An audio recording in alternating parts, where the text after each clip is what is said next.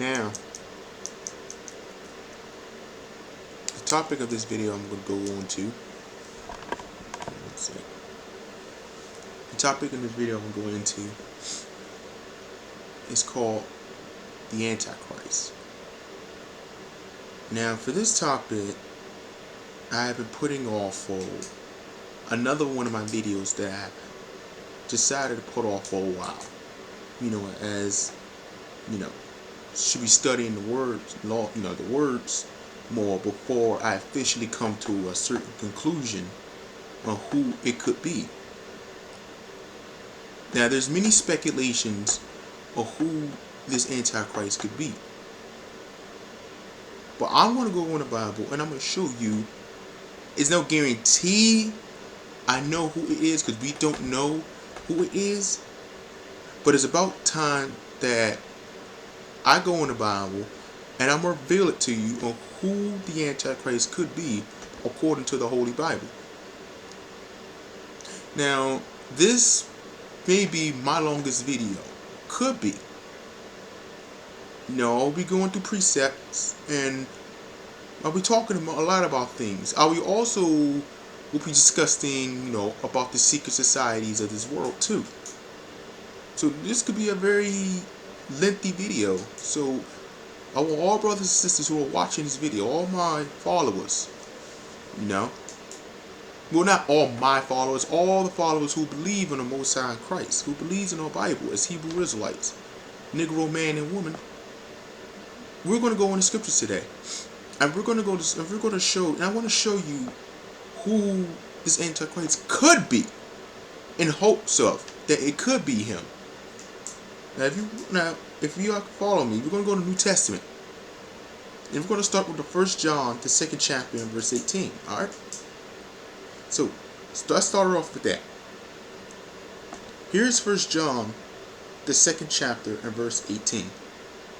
Little children, it is the last time, and as ye have heard that Antichrist shall come, even now are there many Antichrists, whereby we know that it is the last time. So now we don't know John the Apostle. What he's doing is making an acclamation of the things to come. He's talking to the brothers and sisters who have been rejuvenated and through their mind and spirit to come back to the Most High's words, to get information, to get that wisdom, to get that knowledge of future events that's about to come to pass. It's to get girded up in the loins of the Most High. It's to get prepared to know who is the son of perdition that's going to come and rain his terror upon the faces of the earth. This is what John the Apostle was revealing. But now, I will break it down even further. As let's reread this chapter, this scripture again. Let's break it down further. Here's 1 John 2 and 18.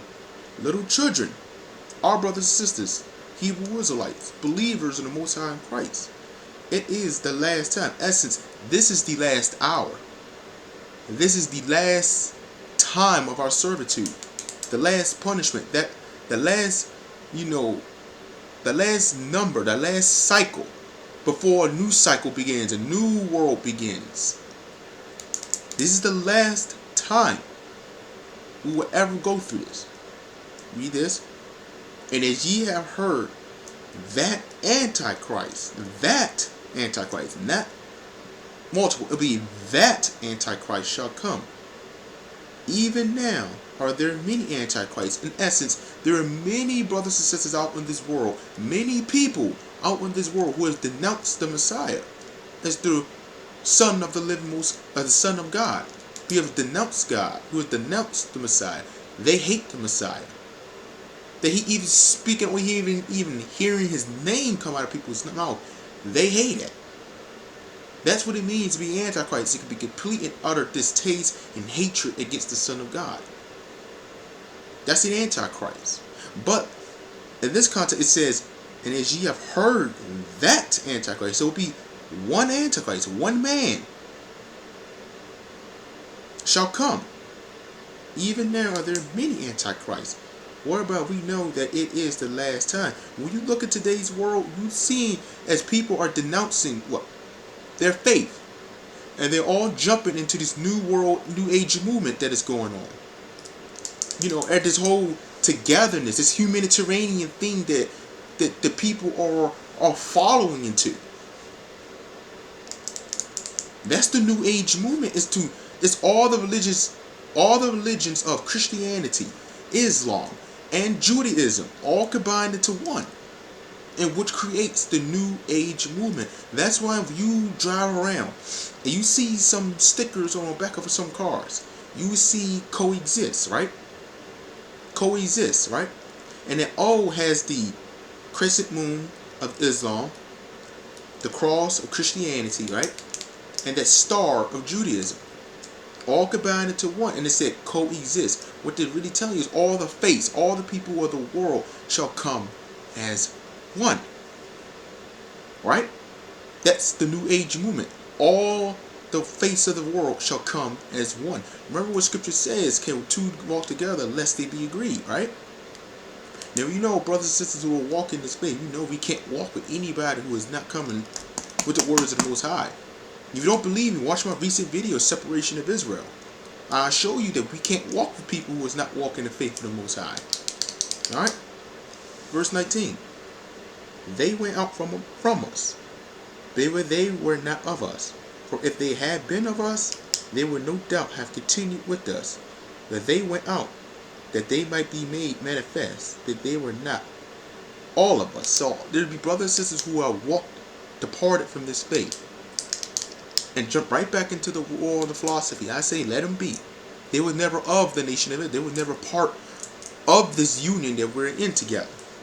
They were never in it for the long run. Christ never called them into this. They try to get into it on their own merits. You remember, watch my old video, Separation of Israel, I just dropped. And I showed you, you cannot walk into this faith on your own. Christ has to call you upon. He has to call you upon. Everything the Father does is something that Christ agrees with. Alright? Now, we're going to go to 2 Thessalonians real quick. And we're going to the 2nd chapter and verse 3. Here's 2 Thessalonians, the 2nd chapter and verse 3. Let no man deceive you by any means. Now, that's the first thing. When you come into this, is to let no man deceive you. Let no vain philosophy fool you. Let no man deceive you that is not of the Most High God. Remember, false prophets shall arise in the later days, which I will touch on another video about that subject. Alright? But scripture says, let no man deceive you.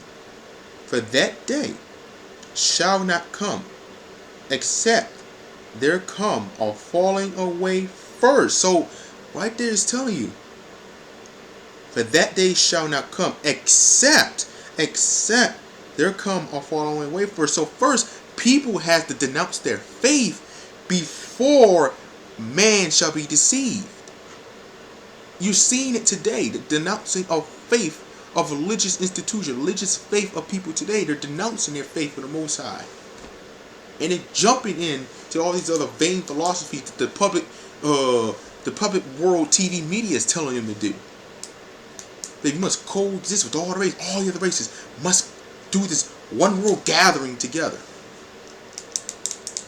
Denounce your heritage. Denounce what makes you you, right? That's this whole new world, this new age movement. That's the new thing that they're doing. Watch this. And that man of sin be revealed, the son of perdition, who opposeth and exalted himself above all that is called God, or that is worshipped, so that he as God sitteth in the temple of God, showing himself that he is God. So this man of sin, this son of perdition, this Antichrist, he is going to be worshipped and served as a God. Now, this goes back to One West, right? Why is it that you brothers who are teaching on the streets, why is it that you do not accept that there won't be a one world dictator? What did I just read in verse 4 right there? 2 Thessalonians, the 2nd chapter, verse 4. What did I just read? But why is it that you brothers out there are teaching that there won't be a one world dictator? Here's verse 4 again. Who opposeth and exalteth himself above all that is called God, or that is worshipped, so that he as God sitteth in the temple of God, showing himself that he is God. Listen, there is a one world dictator. When you look through history, right, when you watch movies, depending like action adventure movies, right, they always have an protagonist and antagonist. The antagonist is the main villain of the whole movie or the whole story, and he's what, the most powerful being known to the planet, and the whole world fears him, and the whole world serves him as his god, right? What makes you think that the higher, at least the six societies of this world is not going to have and give power to one man to control the whole world? What makes you think they're not going to do that? How is you brothers on these streets teaching that stupidity that there won't be a one world leader? That's the whole point of the New World Order. It is to have one world, one mind, one religion, the number one, singular. That's the whole point of the New World Order. How is it that you brothers don't see that? But y'all out here teaching that there won't be a one world leader. This is you. I'm tired of mentioning you guys, man. I'm really sick of it. Let me show y'all something real quick. We're going to go to Genesis, the 11th chapter. Right? Let's go to Genesis, the 11th chapter.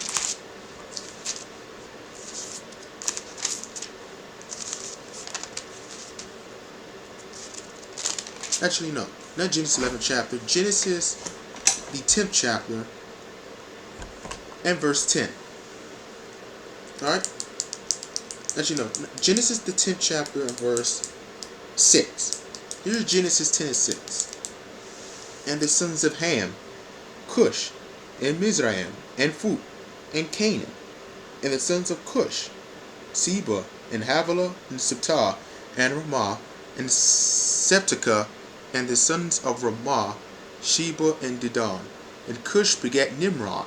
He began to be a mighty one in the earth. He was a mighty hunter before the Lord. Wherefore it is said, even as Nimrod, the mighty hunter before the Lord. Verse 10. And the beginning of his kingdom was Babel, and Erech, and Akkad, and Calneh, in the land of Shinar. So right there, what does it mean to be a mighty hunter, a mighty man, a powerful man? This is during the times of Nimrod, during the times of the Tower of Babel, right? If you continue to read Genesis, the 11th chapter, right? Now, I already read this chapter on one of my older videos. If you watch Rebuke to Elder Young and Young and the non-Messianic Israelites, right? You can watch that video for yourself. I went into that chapter, showing you that Christ destroyed the Tower of Babel. But the Tower of Babel, Nimrod was ruling it. But at the same time, Nimrod was ruling the whole world during that time period of when that took place. Nimrod was that one world ruler, right? So why is it that you brothers ain't teaching that there won't be a one world leader? It's just foolishness, man. There will be a one world leader. I already mentioned it in 1 John 2 and 10, 2 and 18, and I mentioned it in 2 Thessalonians, the 2nd chapter. Now let's get into the meat of this. So Nimrod was a Hamite, right? An African.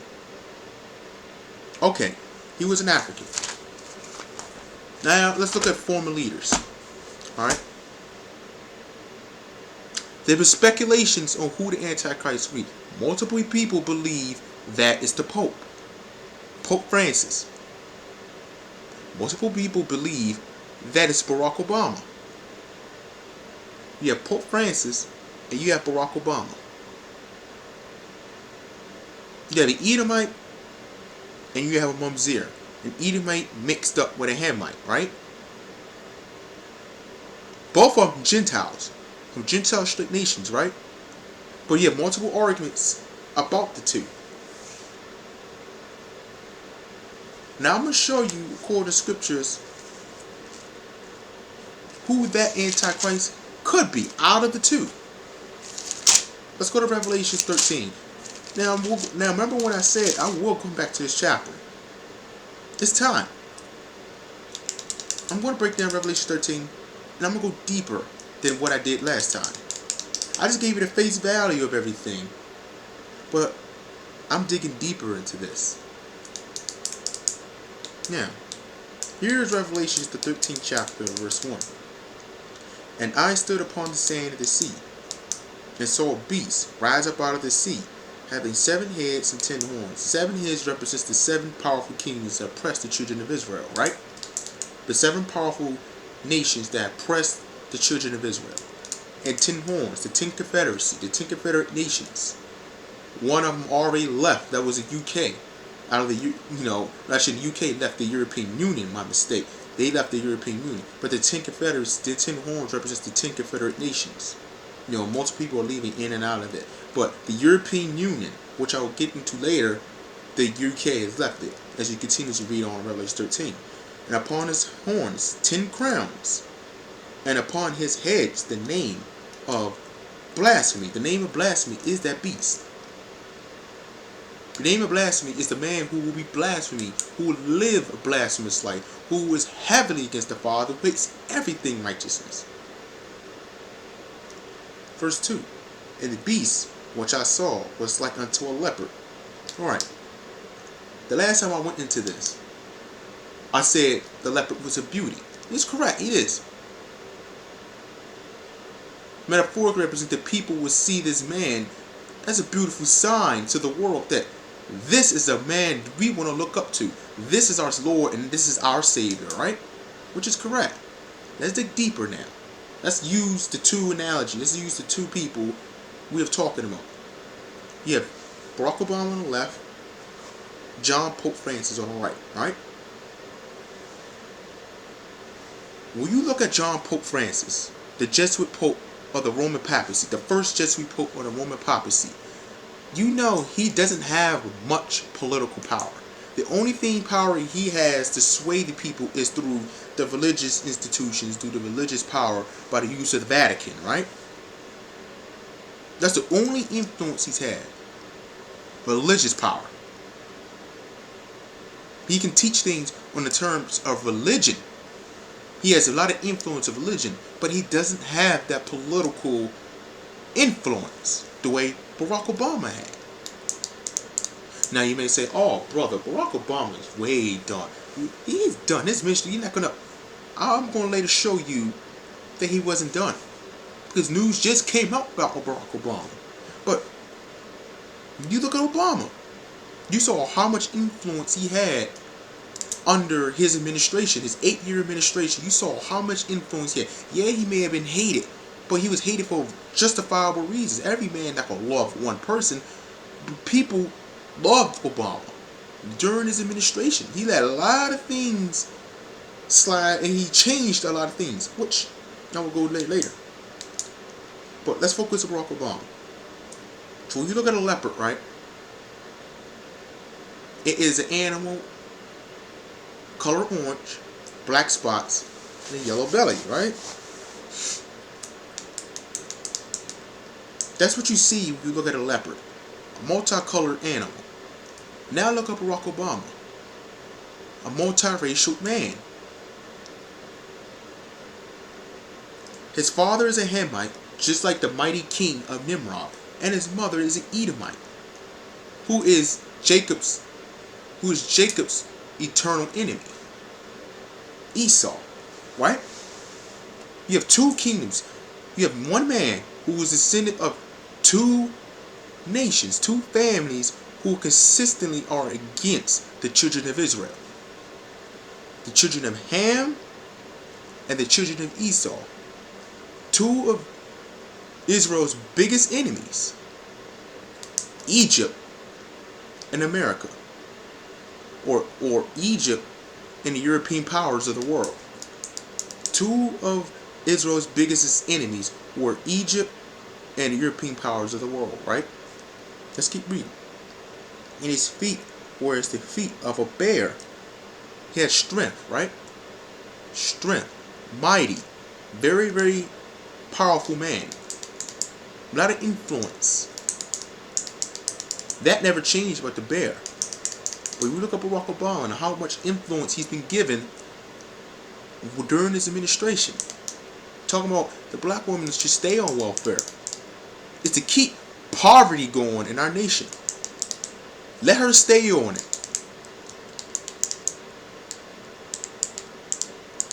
Right? Never said anything about the unjust treatment, the unjust treatment that the police was doing, shooting black men up and down these streets, and had nothing to say about it.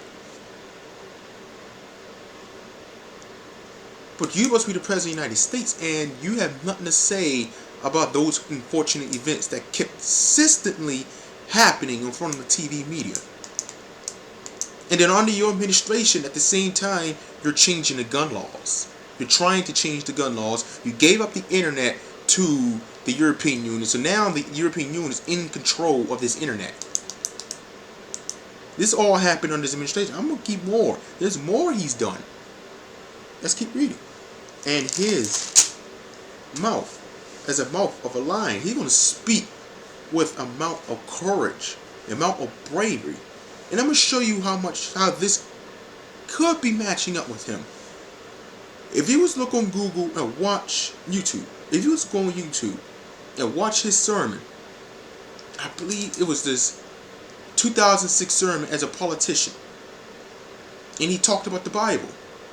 And he mentioned Leviticus and the book of Deuteronomy and the Mount on the Sermon. The Sermon on the Mount, right?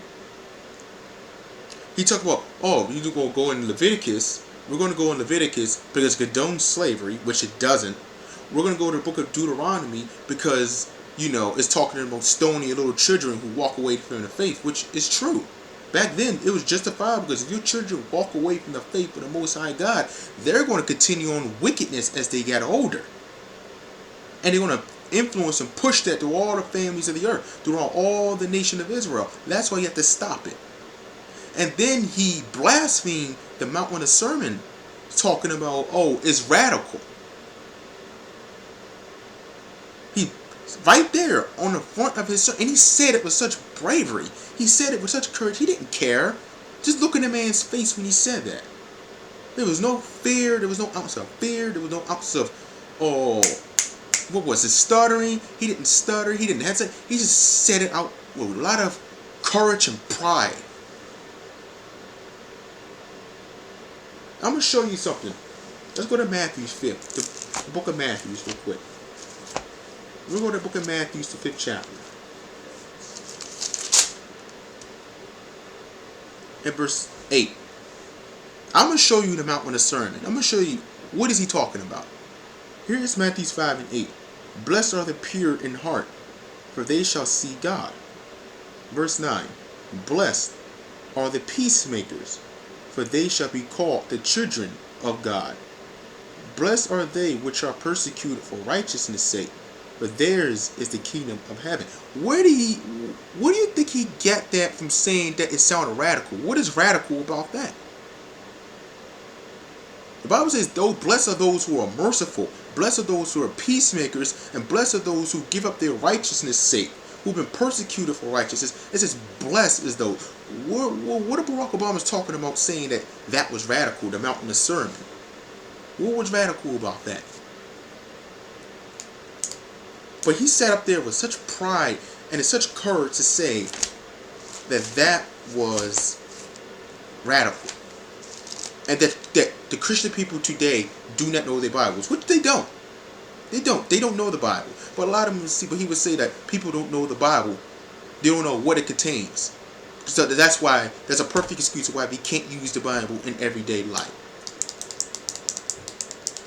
You see how much influence he had after saying that. Ain't it strange that after he said that, they now don't do the Pledge of Allegiance anymore? You don't say Pledge of Allegiance to the Lord and all that other stuff. Have you ever realized after he said that, they don't do it no more? You don't even see people really saying "In God We Trust" anymore. Like the back of that dollar bill, they wrote back on there. You don't see it no more. No one says that in pride. You don't hear no godly man or woman walking around these days. But The Father said He's going to leave a remnant of His people and the Gentiles. He will leave a remnant to come and listen and obey and submit to His authority and to His word. That's why this world has not been destroyed yet, because He has a people who is still listening to His word.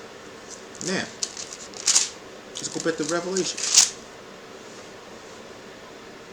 Verse 3. Revelation 13:3. I'm sorry. Revelation 13:2. And the beast which I saw was like unto a leopard, and his feet were as the feet of a bear, and his mouth as the mouth of a lion. And the dragon gave him his power and his seat and great authority. The dragon is the metaphorical representation of the European Union. The 13 royal bloodlines, with the Rothschilds leading up top. The 13 royal bloodlines, examples like Rothschilds, the Bolshevik family, the Lee family, the Rockefellers. That's the 13 royal bloodlines coming out of the European Union.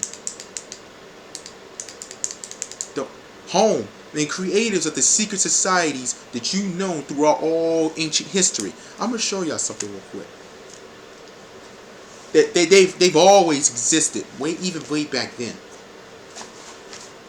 This is what I found at my job. Now, I don't know if you can read that. This is secret societies. It says the tables of covert cults and the organizations and their leaders, right? Now, you already know this is from National Geographic. Now, we all know National Geographic is infamous for lies they always tell. But when it comes to certain stuff like this that comes out, you know darn well this is something they're telling you the truth. It's just they know the world ain't gonna listen. Now, they took this down 2 days after. This is not even found with my job in the world. They immediately took this down, and I'm grateful, for my humble spirit of the Father that He put on me is to actually buy this. You can't find this magazine. I don't know if you're lucky to find this magazine anywhere unless you Amazon it. You can't really find it no more out here. It was only available for like 2 days and it's gone now. But I'm gonna show y'all something. I'm gonna go to page 55. See that? This is the Rosicrucian family. This is one of the famous occult families right here. The Rosicrucians. I don't know if because it's backwards on my side. But this is the Rosicrucians. You recognize that symbol? The 6 hexagram? This is where most of your royal families descend from. They descend from them. The Rosicrucians. Now you recognize that's the 6 hexagram? And on top you always have that all-seeing eye, which represents higher knowledge, spiritual sight into occult mysticism, right? They mostly descend from that family, the Rosicrucians. I'm going to show you another one. One sec. Through the bonus high spirit, He's helping me out. Right here. They descend from them too. The Knights Templar. Another occult, full of cult leaders during the time of the Roman Empire. The Knights Templars.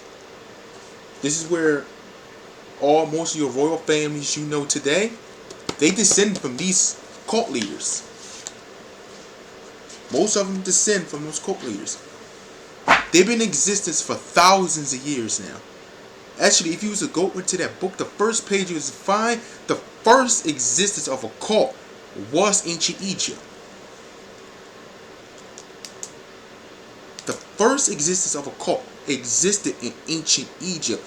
There's always been cults, always existence, who've been living in the shadows, doing evil behind the world. That's why the Father always told us is do not let your children go into the fires and divinations of Molech. That's why the Father told us to not do that. Go watch my witchcraft and sorcery video. My witchcraft video. Go watch my witchcraft video. I talked about all that. Joining all these sororities. Joining all these fraternities. Do not do it, brothers and sisters. Don't do it. What you're doing is you're signing your soul away to the Satan.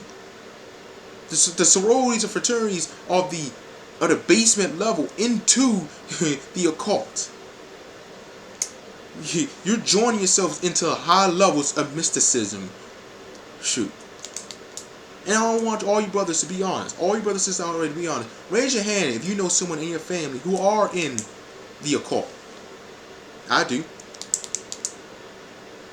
I know somebody in my family who is in the occult. He's a Freemason. I have an uncle. He's a Freemason. Be honest. Name any of your brothers and sisters out there. Do you know anyone in your family who is part of the occult? I believe I do. If you do, just stay far away from them. Don't even be around them. Don't do it, man. Don't do it.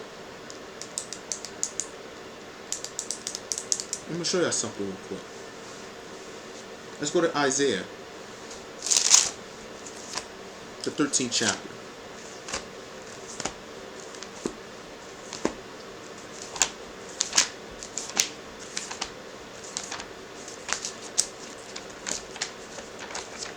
Isaiah the 13th chapter real quick. In verse 11. Here's Isaiah 13:11. And I will punish the world for their evil, and the wicked for their iniquity, and I will cause the arrogancy of the proud to cease, and will lay low the haughtiness of the terrible. There you go. The Father is going to cast out all the wickedness of this world.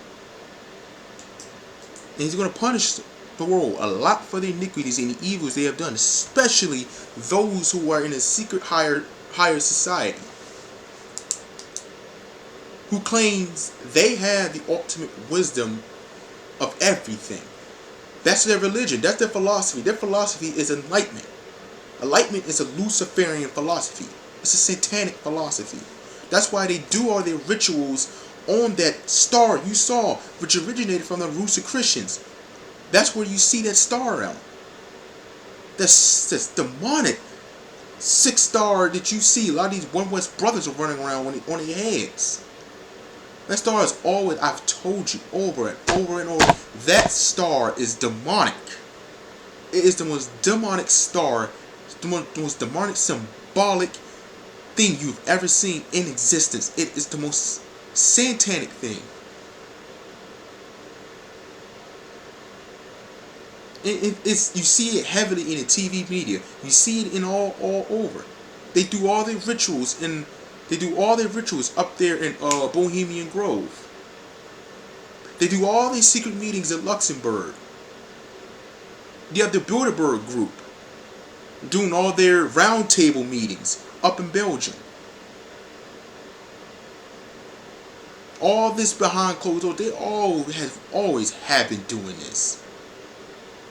Plotting to figure out how are we going to destroy the God's chosen people. I mean, you already see as our people are, we're mentally dead, we're spiritually dead. A lot of us, there's a lot of us who are slowly but surely coming back into the Most High's ways, who's coming back to His words. Now, I will get back onto them, but let's focus on the Antichrist real quick. Let's focus on it. That's the whole topic of this video. I wanted to name it Antichrist and social, the secret societies also, but this is all packaged into one. They're all correlated. They're all related to each other. They're both codependent on each other. So let's focus on this. Let's go back to the classic Daniel, the 7th chapter. We'll go back to Revelation 13. Now, here's Daniel, the 7th chapter, verse 12. Actually, verse 10. A furious stream issued and came forth from before him. Thousands ministered unto him, and 10,000 times 10,000 stood before him. The judgment was set, and the books were opened. Right there. Now, this is a metaphor. This is a prophecy that's going to take place. This is a metaphor and a prophecy of the end days, right? Of the kingdom of heaven, with thousands and thousands upon holy angels and Christ leading that charge. and the 24 elders, along with the 144,000 of elect men who would judge righteously of the nation of Israel and all of men. They're opening up books, the book of Lamb of the books of life. That's what they're doing. That's a prophecy that's going to take place. All right. Verse 11. I beheld then, because of the voice of the great words which the horn spake. I beheld, even to the beast was slain, and his body destroyed and given to the burning flame, the Antichrist. Now listen. As concerning the rest of the beast, they had their dominion taken away, yet their lives were prolonged for a season and time. Remember what I said back in my old video. Now, I didn't mean to say the Antichrist. This beast is actually one of the four many great beasts that Daniel prophesied during his time. The four great beasts he saw was 1. Assyria, Babylon, the Persian Median Empire, but the fourth beast he couldn't figure out, which we all know was that Roman Empire, which later fell and then become the Holy Roman Empire, which also fell and manifested itself into the United States of America and all over Western Southern Europe. When it says, as concerning the rest of the beasts, they had their dominion taken away. Their power and their influence and their infrastructure has been taken away. Yet their lives were prolonged for a season in time. Metaphorically, their philosophies, their ways of doing things, their beliefs will all be put into, pretty much will be coming back into fruition in the latter time of days, which we are living in tonight.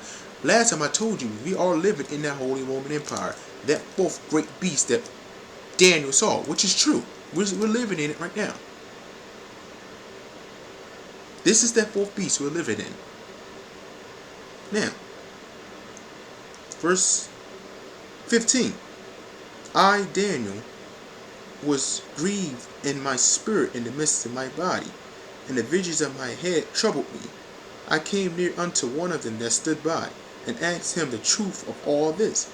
So he told me, and made me know the interpretation of the things. These great beasts, which are four kings, which shall arise out of the earth. Now we can skip 18, 19 through, I say, the 21 talks about the traits of this Roman Empire. Traits of the Roman Empire, how they were a mighty, powerful kingdom that couldn't be destroyed during that time, right? Now, let's read verse 23. Thus he said, the fourth beast shall be the fourth kingdom upon earth, which shall be diverse from all kingdoms. The fourth beast shall be diverse from all kingdoms. What makes the United States of America a diverse kingdom? What makes it so diverse? We're the only country in the whole world, throughout all the other kingdoms, we're the only kingdom that doesn't have an identity of itself. So we copy everything, all the other kingdoms that oppress the children of Israel today. The United States of America copies the ways of Egypt, Babylon. Egypt because of its infrastructure and its military power, Egypt because of its oppression, Babylon because of religious power, and Rome because of its military and its great force. Those three things is what made America so diverse, and then why they don't have an identity of self, so they copy everything that the old ancient of kingdoms who oppressed the children of Israel did. That's what makes it so diverse. There's no identity to it. You can't pinpoint what America is. America is like a madhouse. You have all these philosophies, all these different philosophies just clashing into one. You have Islam, you have Christianity, you have Judaism, you have atheism, you have Scientology, you have Luciferian, you have 5%ers. You have the black conscious community. You have atheism. You have astrology. Mysticism. Tarot card readers. All these philosophies that are all clashing into one. That's what makes America so unique. You have high human sex trafficking going on. Drug trafficking going on. Homosexuality rampant. It's a madhouse in this country. It's a madhouse. You also have to deal with the social political manipulation of the world. Feminism.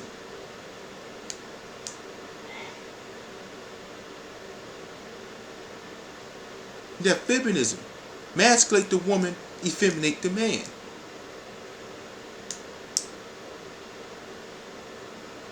You have through the media, the TV media, you have this image of pushing men as just fornicating. Just about any woman he sees, just fornicate.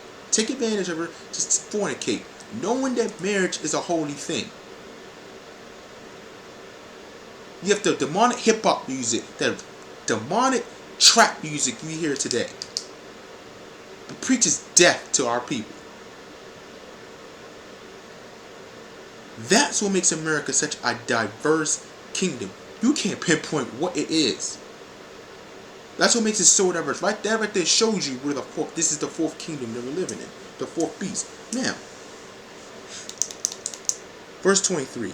Thus he said, the fourth beast shall be the fourth kingdom upon earth, which shall be diverse from all kingdoms, and shall devour the whole earth, and shall tread it down, and break it in pieces. And the 10 horns out of this kingdom are 10 kings that shall arise, and another shall rise after them, and he shall be diverse from the first, and he shall subdue 3 kings.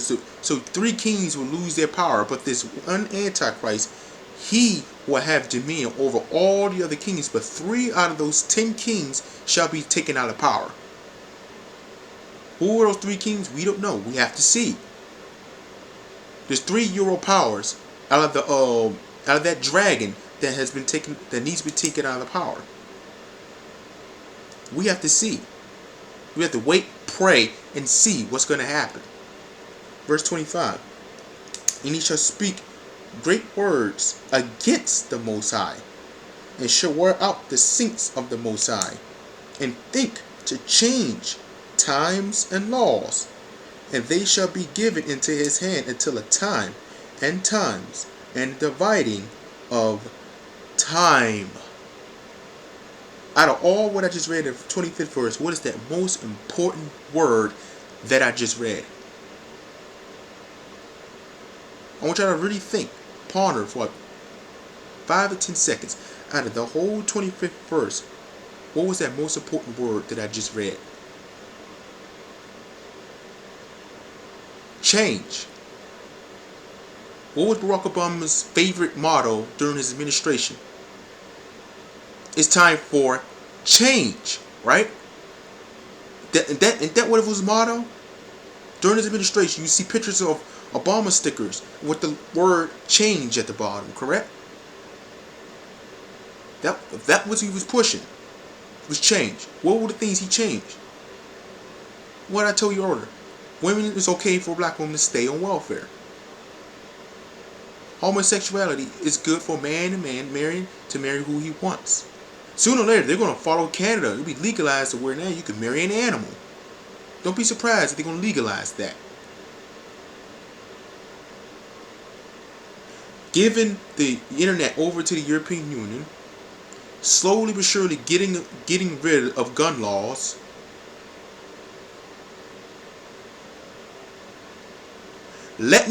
under his administration, he allowed the FDA to no longer to ever have to label their foods as either having GMOs or not. The FDA doesn't have to do it no more. This happened under his administration. That was a change. Remember back then, there was heavily enforced. The FDA must be required to show if this food is genetically modified. Now in his administration, oh no, I don't have to tell you no more. You don't know what you're eating no more. Knowing darn well that there's certain laws in this Bible that told you not to eat. They don't care. Let me speak marvelous things against the Most High. Let me speak of things that are heavily against the Father. Let me speak of things that pisses him off. That was verse 25. Let's read it again. And he shall speak great words against the Most High. You see how the word great is in italics? Remember, if you watch my mixed breeds on a Hebrew Israelite / Truth video, I said in that video, for those words that's written in the text, they were not words originally written in the Hebrew Bible. Those words, translated during the while translations were going on. But if you should read it without great, and he shall speak words against the Most High. Those were things that happened under Obama's administration. Those were things he allowed change under his administration. He promoted laziness. He promoted self-defeatism. He's promoted an awful lifestyle. All those was promoted under his administration. He denounced the Bible. He made fun of it. He slandered the Bible.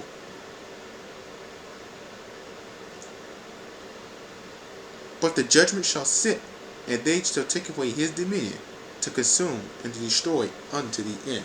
And that's what's going to happen. That's what happened to the elites of this world and their society. Let's delve into deeper. Let's go to Daniel 11 real quick. I'm going to stay in this chapter for a while, a good while. Let's stay in this chapter. I want to stay in it. Here's Daniel the 11th chapter, in verse 2. And now will I show thee the truth. Behold, there shall stand up yet 3 kings in Persia, and a 4th shall be far richer than they all. And by his strength through his riches he shall stir up all against the realm of Grecia. And the mighty king shall stand up, that shall rule with great dominion, and do according to his will. And when he shall stand up, his kingdom shall be broken, and shall be divided toward the 4 winds of heaven, not to his posterity, nor according to his dominion which he ruled. For his kingdom shall be plucked up, even for others beside those. This is talking about the northern king, the king of the north, right? His rulership shall be over upon 4 heavens of the earth, metaphorically 4 corners of the earth. His dominion will be all over the world. To put it simply, his dominion is all over the world. Verse 5. And the king of the south shall be strong, and one of his princes, and he shall be strong above him, and have dominion. His dominion shall be a great dominion. So now, let's talk about this real quick. The north and the south. The north king and the kingdom of the south. Most biblical scholars are saying that the king in the north will be the king that's coming out of the European Union, while the king in the south will be a king who's coming out of the Arab Confederacy. This is what they're saying. This is actually true. This is actually, as you read the Bible, you'll understand more like this could be true. I believe it. I believe it's true. It's true. I have to. It's got to be. Let me show you why. Now, if you know the Antichrist will be given dominion and rulership over the whole world, we know it, right? Now, this is talking about in terms of a mighty king shall stand up that shall rule with great dominion. Who else will rule with great dominion but that Antichrist? That right there shows you, okay, if the Antichrist is coming out of Esau, for Esau is the end of the world, while Jacob is the beginning of it after it, that right there tells you, okay, the king of the north has to be the European Union. It has to be. So the Antichrist has to come out of that. But who will have to be the king of the south? Let's use this analogy. Actually, let's not use it. Let's go precepts real quick. Let's go to Deuteronomy real quick. I want y'all to really dig deeper in this. Remember I told you I'm digging deeper in the scriptures now. Let's go to 28 verse 64. Here's Deuteronomy 28 verse 64. And the Lord shall scatter thee among all people, from the one end of the earth even unto the other, and there thou shalt serve other gods, which neither thou nor thy fathers have known, even wood and stone. So you know the wood metaphorically represents the cross, Christianity or Roman Catholicism, while the stone represents the cobblestone in the city of Mecca. So you have 2 big major religions that oppressed and blinded the children of Israel, that we will be worshiping in those two philosophies, right? So one of the two major big houses of religion that are fighting each other today. One side Christianity, one side Islam. Two powerhouses that are fighting and have the children of Israel in servitude. You have the slavery in here in Americas, and you have the slavery that happened in the Arab world. Two barbaric slavery by the white man and the Arab man. Right? Two slaveries that happened by the white man and the Arab man. These are all correct. What makes you think that those two powerhouses are not going to fight each other?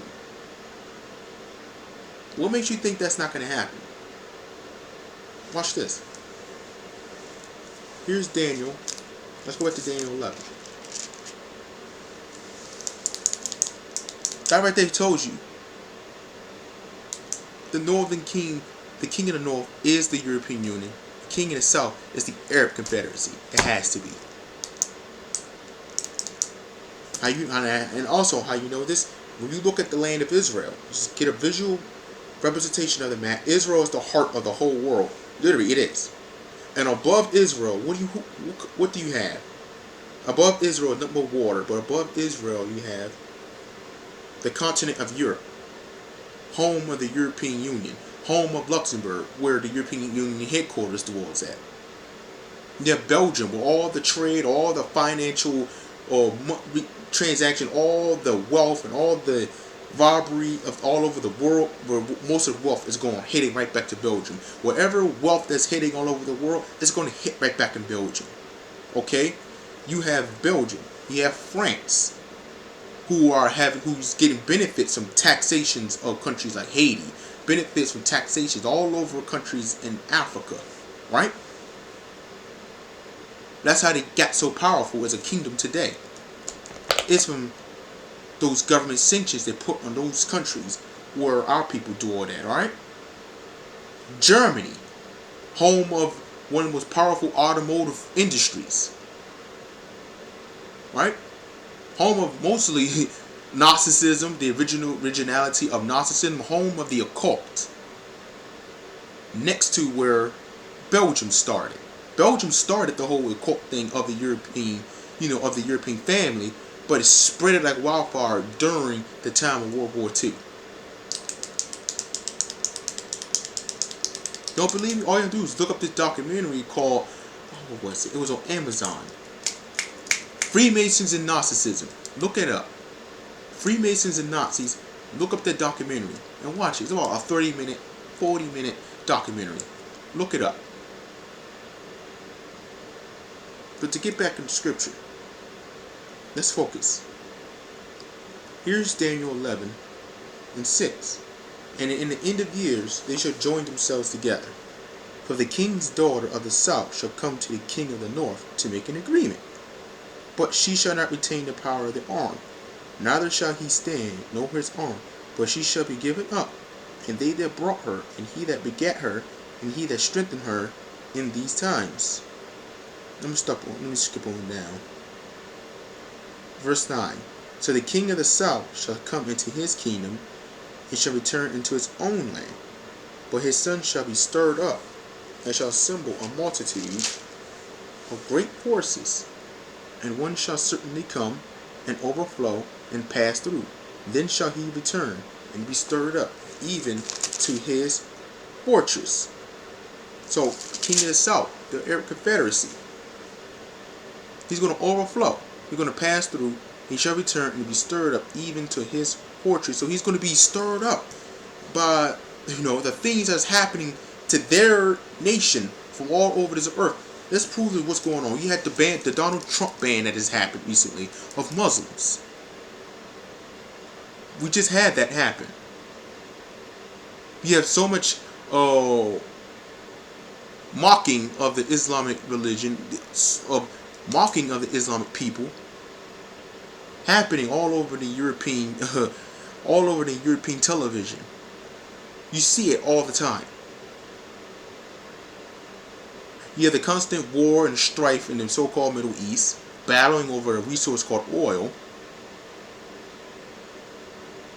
But it says, let me go back. It says, but his son shall be stirred up, and shall assemble a multitude of great forces. So his sons, the Arab Confederacy, shall grab a multitude of great forces. Who are the Arab Confederacy? Who are their allies?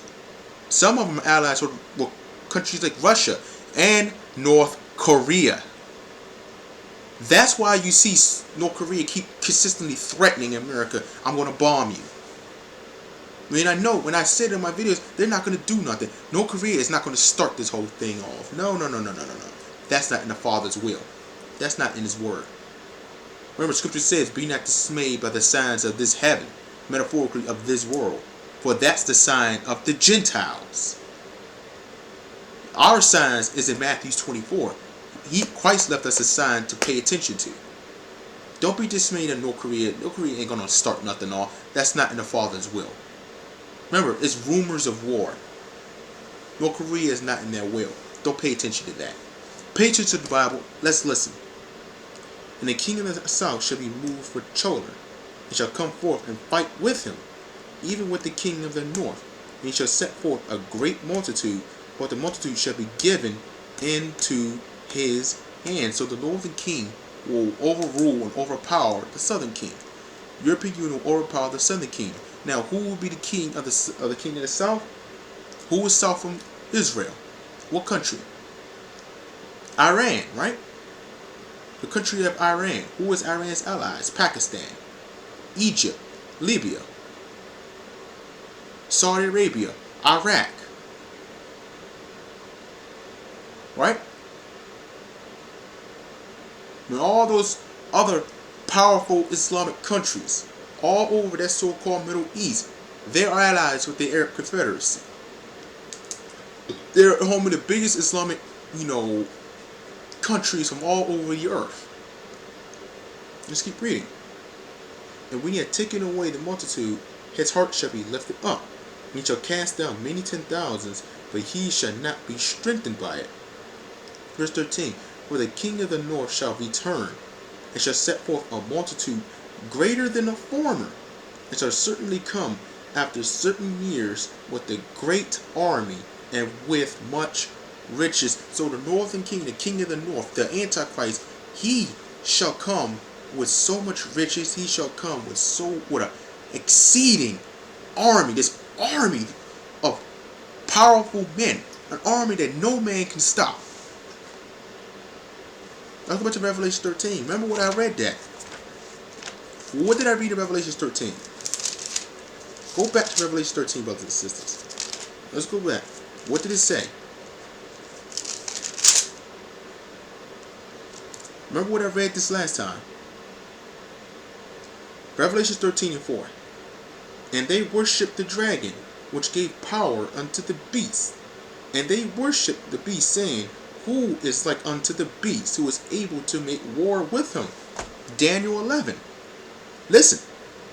Daniel 11:13. For the king of the north shall return, and shall set forth a multitude greater than the former, and shall certainly come after certain years with a great army and with much riches. Who's going to stop him? No man's going to stop him but the man above. That's why Christ laughed at all the instruments of destruction they're trying to put upon humanity. They laugh at that because they're going to destroy that. Because Satan is so full of covetousness that they really think that their weapons of mass destruction are going to destroy a celestial being.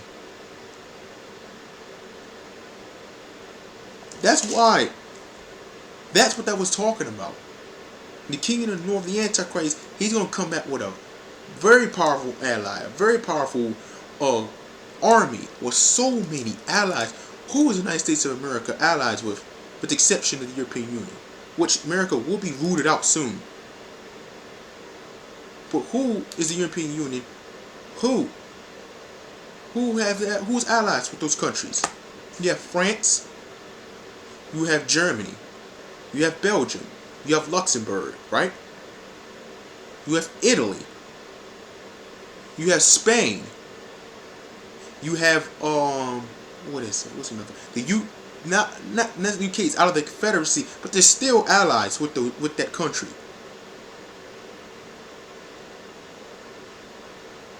You have countries in the Caribbean islands. The European Union took over and forced them to be allies with them. Cuba. Those countries, you see, they're this man is going to have so much power given unto him, so much influence. His army is so great, it's insurmountable of how big and powerful this army is going to be. Let's go back to Daniel. We'll go back to Revelation 13.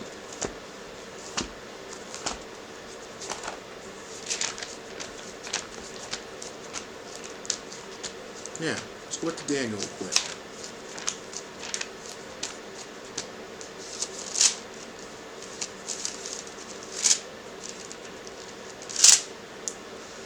Here's Daniel 11th chapter, verse 14. And in those times there shall many stand up against the king of the south. Also the robbers of thy people shall exalt themselves to establish division, but they shall fall. So the king of the north shall come, and cast up a mount, and take the most fenced cities, and the arms of the south shall not withstand, neither his chosen people, neither shall there be any strength to withstand. Now verse 21, let's jump to 21. And in his estate shall stand up a vile person, to whom they shall not give the honor of the kingdom, but he shall come in peaceably and obtain the kingdom by flattery. So the Antichrist, what did it say in the Revelation 13 chapter? Where he's going to speak what? Remember what? Not Revelation 13. 2 Thessalonians 2nd chapter verse 3. Let no man deceive you, right? Unless there be a falling away first, correct? Ain't that what the scripture says? So the Antichrist, he's going to he speaks with flatteries. He speaks very well. Just look at Barack Obama. Look how well this man speaks. He's speaking in terms that people look up to. Just go back and remember his administration.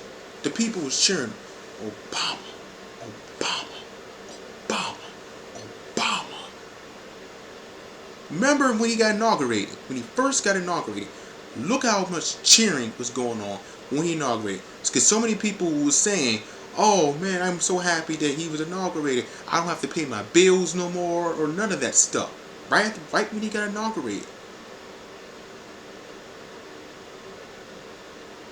People thought this was a great thing, not knowing that our people lived the worst 8 years of our lives under that man's administration. We were way worse off living under him because we have lost our morals and ethics living under that man than George W. Bush. It was better living under Bush than it was Obama. It was way better. Our people got so lazy and our morals and ethics had dropped so low being under Obama's administration.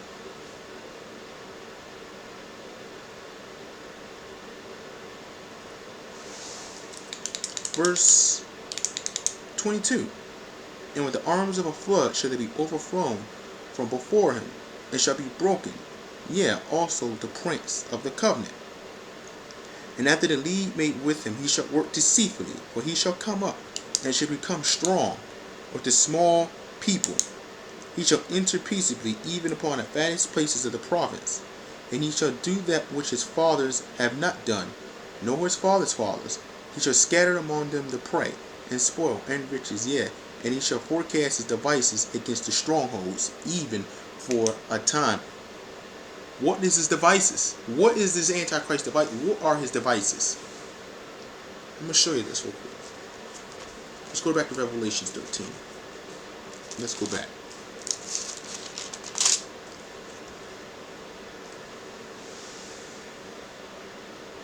Here's Revelation 13, verse 15. Let's start in 15.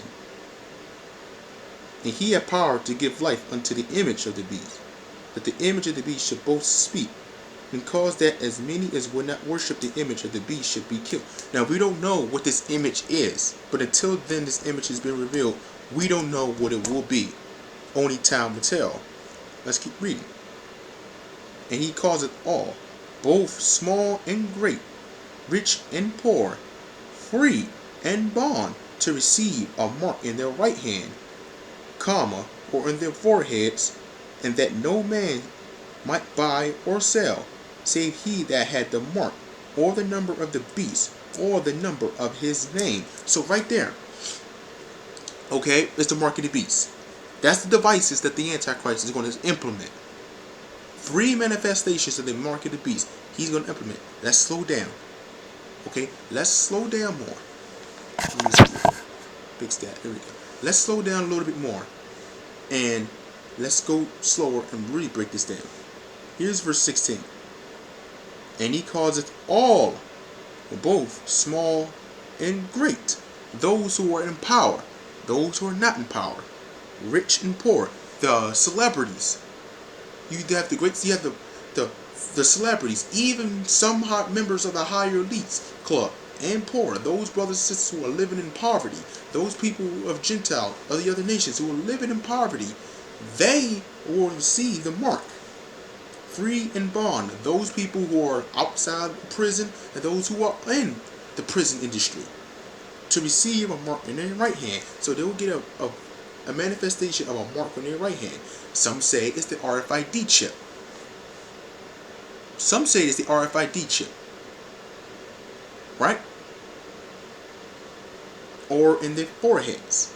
I'm going to show you that. Now, some say that it's a spiritual thing where they will start worshiping and getting this image of worshiping this of the Antichrist. It's a spiritual representation of worshiping the Antichrist, right? That's a spiritual mark. I'm going to show you something physical. Give me 1 second. Let me see if I can find it.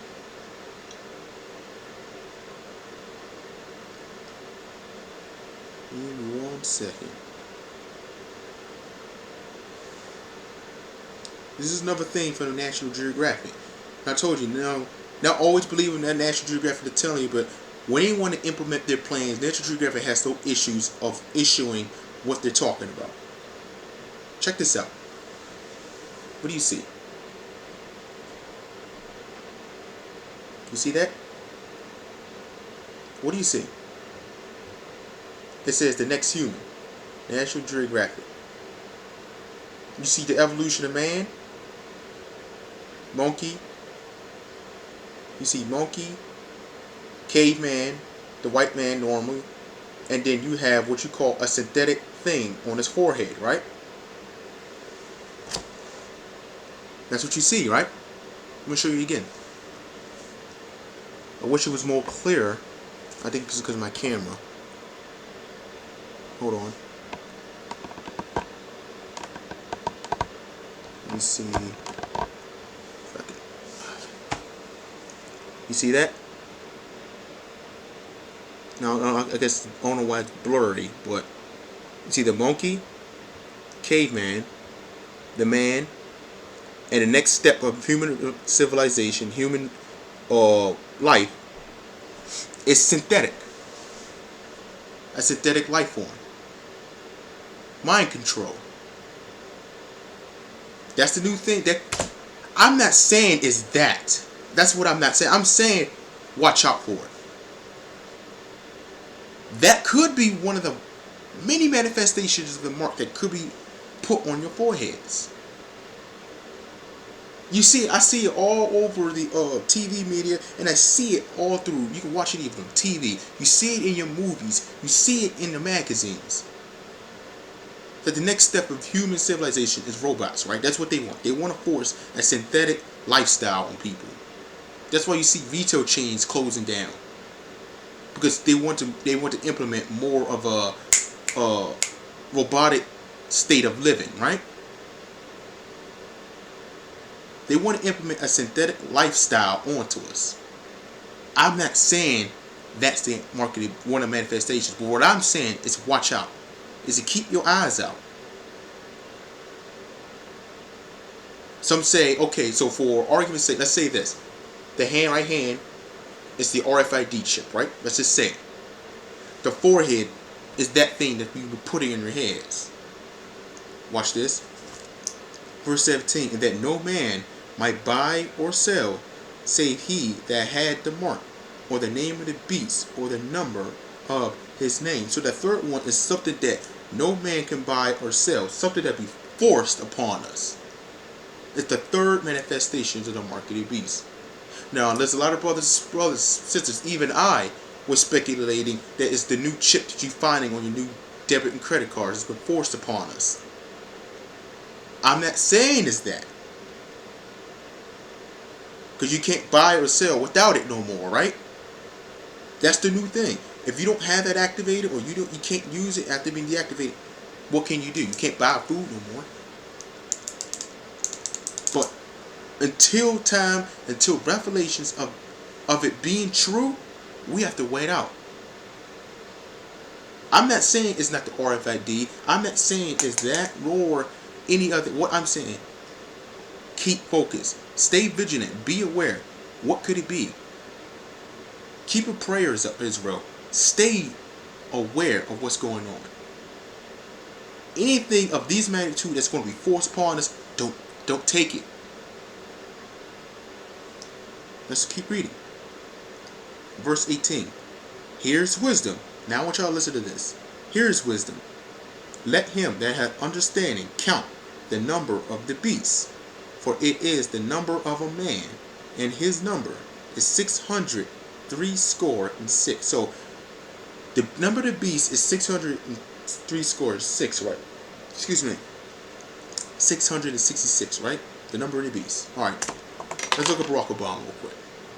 How many letters in his whole name? Barack Hussein Obama. B-A-R-C-K. B-A-R-C-K. 5 letters, right? Hussein. H-U-S-S-E-I-N. 7. 5 plus 7 is 12, right? Obama.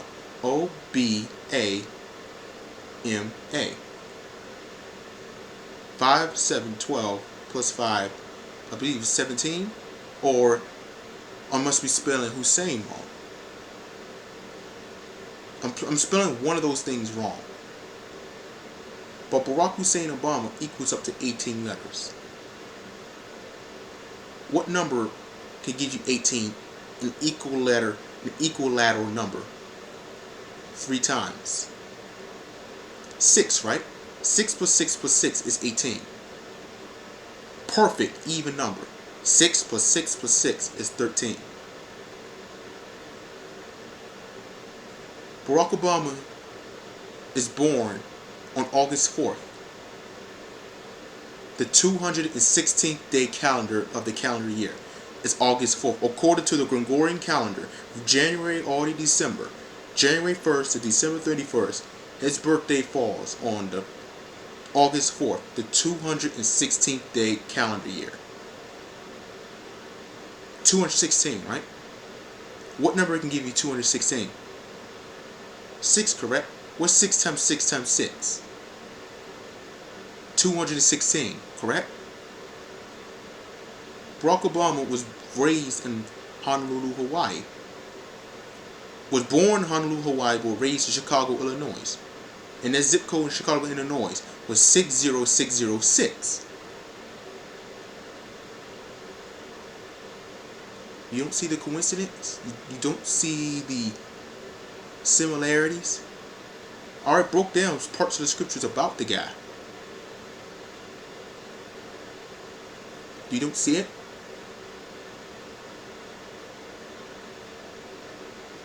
I just broke down the number of the beast into this man. I'm not saying it's him. I'm saying keep your eyes out. Because right now, for all you brothers and sisters who are arguing, I don't know if it could be him, then why is it that this man, Barack Obama, is now back into running for the campaign again? What I mean by the campaign, simple. He's back now in the political campaign again. His name is back out there. It just came out 2 days ago. I'm speaking on October 26th, 1 or 2 o'clock in the morning. His name is back in the political campaign.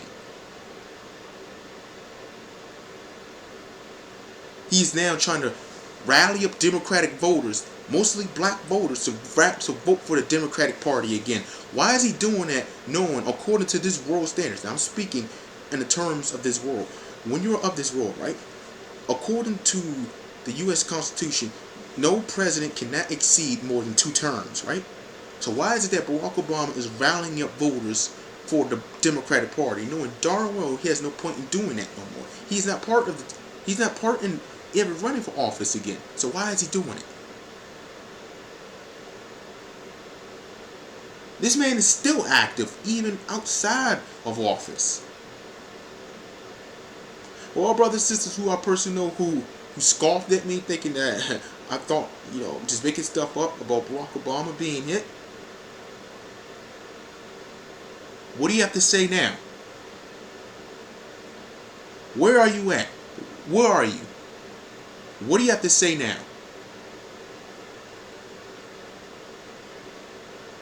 I said to all the brothers and sisters who I personally spoke to, I said, don't think you have seen the last of that man. We have not heard the last of that man. He is still around, and now he's doing this. He is now making moves to most likely put himself back in office.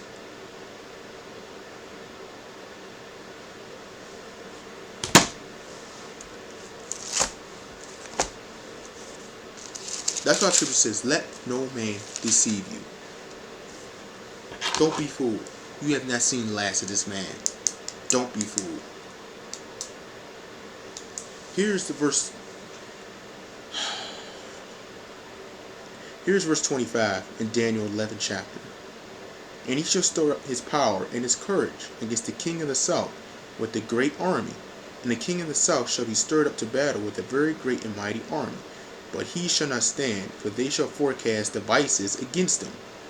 Yeah, they that feed of the portion of his meat shall destroy him, and his army shall overflow, and many shall fall down slain. And both these kings' hearts shall be to do mischief, and they shall speak lies at one table, but it shall not prosper, for yet the end shall be at the time appointed. At the time appointed. Their war. This is not declaring the battle of Armageddon. No, this is a war between the king of the north and the king of the south. This is way before that. So when it says, and both these kings' hearts shall be to do mischief, and they shall speak lies at one table, but it shall be not prosper, for yet the end shall be at the time appointed. When will that time appointed be required? When will that happen? We don't know when, but what's going to cause it? Why these two want to fight? I'll show you something. Let's go to Matthew.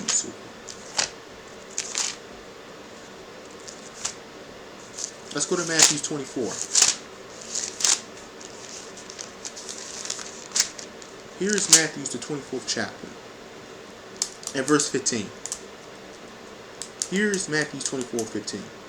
When ye therefore shall see the abomination of desolation, spoken of by Daniel the prophet, stand in the holy place, whoso readeth, let him understand. What did Christ mean by that? Christ says, when ye therefore shall see that abomination desolation. What is the abomination desolation? First of all, what's an abomination? It means something that's heavily against the Father, right? Something horribly evil against the Father. Desolation means something that's being desecrated, something that's being destroyed as you see fit, right? That's abomination desolation. So why in the heck did this girl told me that would be a person? What kind of foolishness are you in? Did you think the abomination desolation is going to be a person? We already have the Antichrist. Why would it be a person? And you learn it from that brother. Why would that brother even teach that? That would be a person. It's an event. It says, when you therefore shall see. When you see it happen. It's an event, people.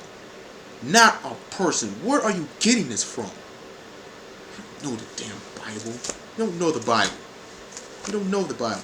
Had no reasons to utter your mouth about the Bible. You don't know nothing about it.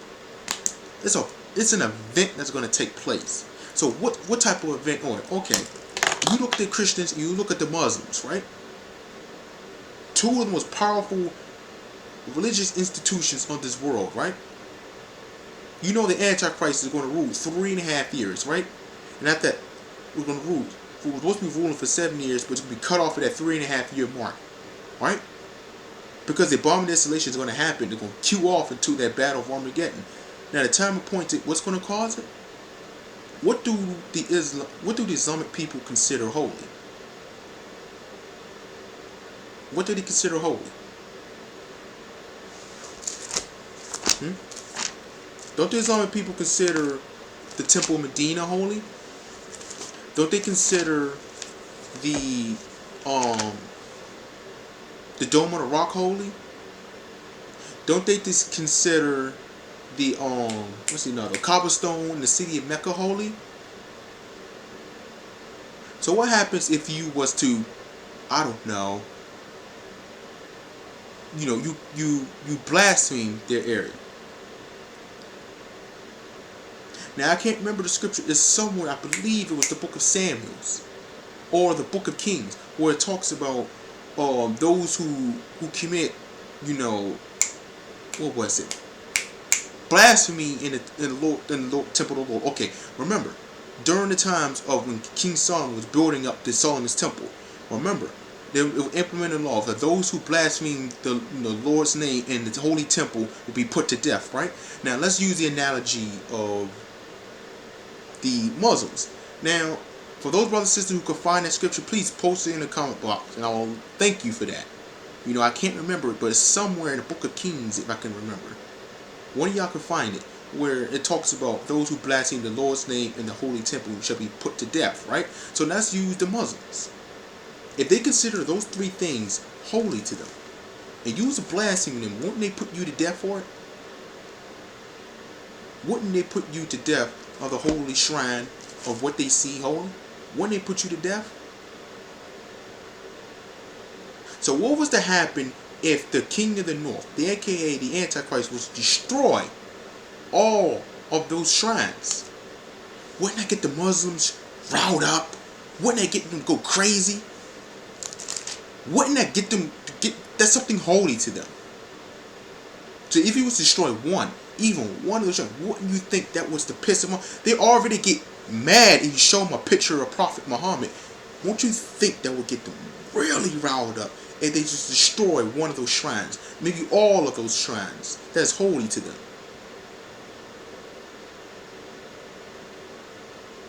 Wouldn't you think so? That could be that right there is the implement of the abomination seduction. That would be that event, that destruction of those shrines. Once those shrines are destroyed, war is going to implement. Right there, the Arab Confederacy and the European Union will go to war immediately. There will be no hesitation. Now, let's go to let me show you something.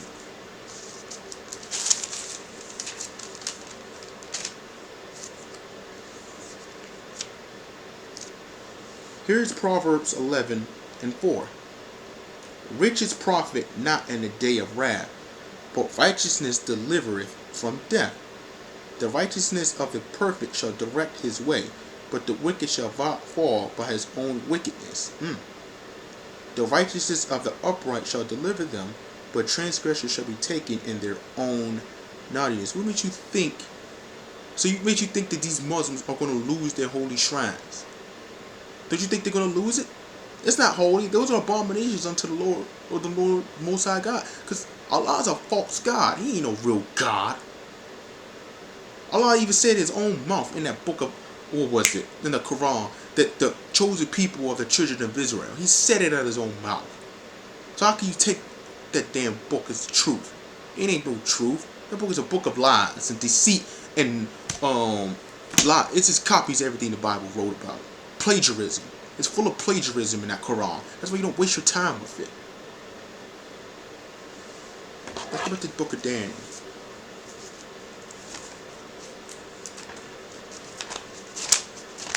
I'm getting ready to close out soon.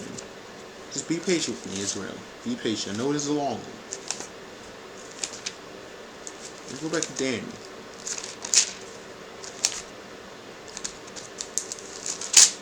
Here's Daniel, the 11th chapter, and verse 36. And the king shall do according to his will, and he shall exalt himself and magnify himself above every god, and shall speak marvelous things against the God of gods, and shall prosper till the indignation be accomplished. For that is determined shall be done. So he's going to speak such marvelous things to the gods, right? Marvelous things. Let's continue. Neither shall he regard the God of his fathers, nor the desire of women, nor regard any god, for he shall magnify himself above all. So the Antichrist is going to be full of such pride that he's going to magnify himself of all gods, but he has no favor of women. Now look at Barack Obama's administration again. He just passed a law in which transgenders, which is just dudes who just got their bodies altered into trying to be a woman, to using public restrooms with other women. Does that favor women in some way? If you have a dude who looks like a woman, but he's actually who looks like a woman, but he's actually a dude using the restroom that you use the restroom with? He passed that law.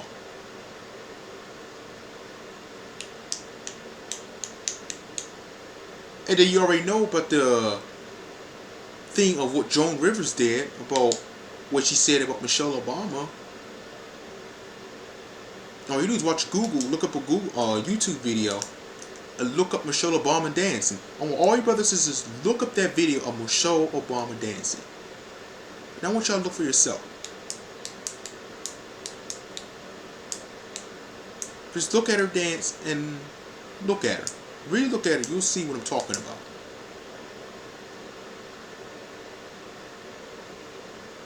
That's one reason why Joan Rivers is dead. But we know the Antichrist should have no desire for women. Barack Obama already passed a law of homosexuality, and he's letting all these transgender all these men who are calling themselves transgender, really just dudes who get their bodies altered to look like a woman, which brings forth confusion into sharing bathrooms, public restrooms with women. Does that favor women in some way? I believe not. Verse 38. But in his estate shall he honor the God of forces, and the God whom his fathers knew not shall he honor with gold and silver, and with precious stones and pleasant things. Thus shall he do in the most strongholds of the strange God, whom he shall acknowledge and increase with glory, and he shall cause him to rule over many, and shall divide the land again. That God is Satan. The Antichrist's God will be Satan. That's his God. That strange God is Satan. Let's prove it. Let's go to 2 Corinthians, the 4th chapter. I'm going a little bit off topic, but the Spirit of the Most High is forced on you to teach. So you open your mouth and you start teaching and putting all the precepts together. Here's 2 Corinthians, the 4th chapter, verse 4. In Rome, the God of this world hath blinded the minds of them which believe not, lest the light of the glorious gospel of Christ, who is the image of God, should shine unto them. So who is the God of this world? The God of this world is Satan. Remember, Satan can appear in an angel of light. That's one of his abilities, is to appear in an angel of light. Why do you think he tried to tempt Christ while he fasted 40 days and 40 nights? While Christ was at his weakest, he tried to tempt him. Tried to deceive him. He was quoting scriptures back at Christ over and over and over again until Satan actually told him, okay, he can stop quoting scriptures. He started quoting, and he started telling him, I will give you all this world. I'll give you all the dominion of this world if you was to obey me. And what did Christ say? He says, no, but you should serve the Lord thy God. And Satan left him alone. Because through the faith that Christ had, through the righteousness he had, is the reason why Satan left him alone.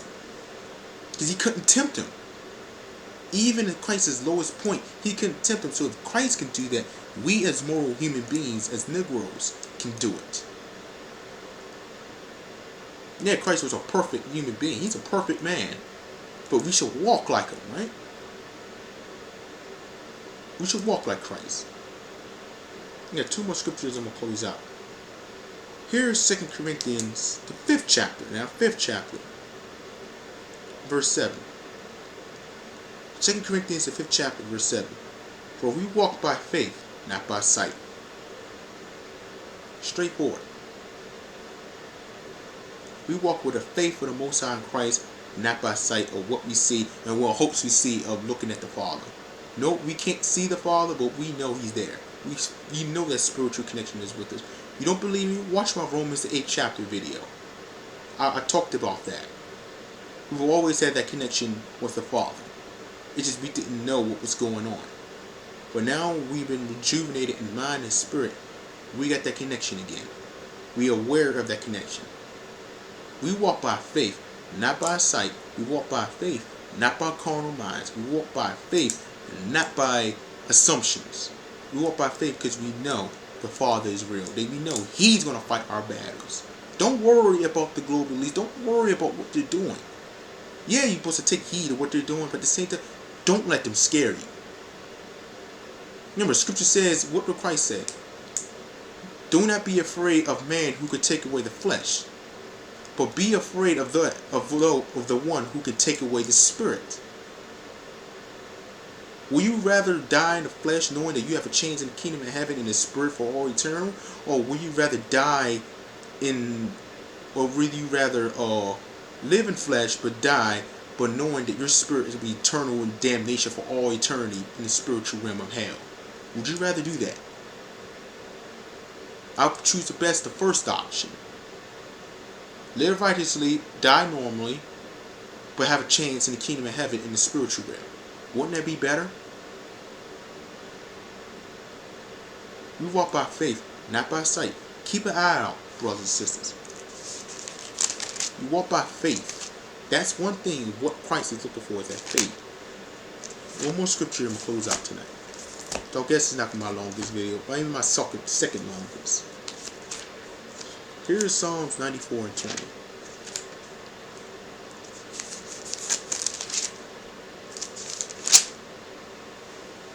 Here's Psalms 94 and 20. Shall the throne of iniquity have fellowship with thee, which frameth mischief by a law? Shall the throne of all those, the higher elites, the global elites, the secret societies, all the congregations, all the planning they've done since the times of the Knights Templars to the Rosicrucians to all the way from ancient Egypt, shall they have fellowship with the Most High? Shall they? Let's keep reading. They gather themselves together against the soul of the righteous and condemn the innocent blood. You see it throughout time. It's time. You see them condemning and exacting judgment on those who are innocent. Exacting judgment on Christ's apostles.